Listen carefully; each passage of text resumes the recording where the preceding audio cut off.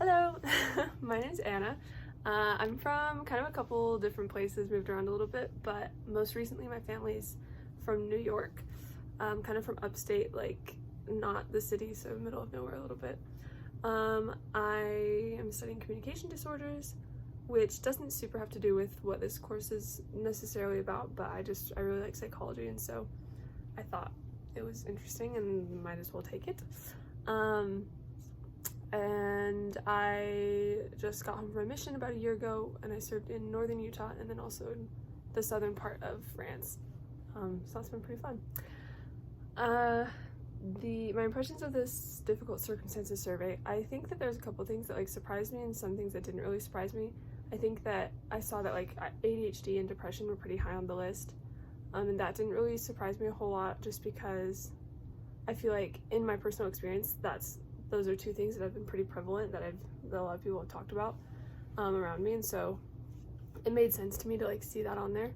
But then I also noticed that I think divorce was pretty high on the list as well, and that kind of surprised me, not necessarily because I've like never heard of it or happening, but just because I didn't really think it was that prevalent. So that was just a little bit surprising for me, but yeah. My culture's views on the circumstances listed in the survey. So I think that I've been pretty lucky that in my life, and like in my experiences, that the different cultures I'm a part of have kind of pretty openly talked about these kinds of things, specifically like my family and in like my wards that I've been a part of.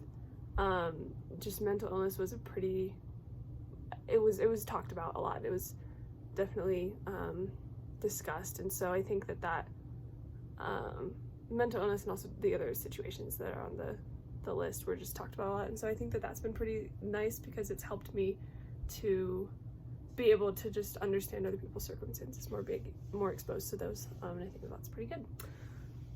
How we can help people who are facing challenging circumstances, I think that just really trying to foster an area of like communication and like openness and like non-judgment ultimately is the best way to do that.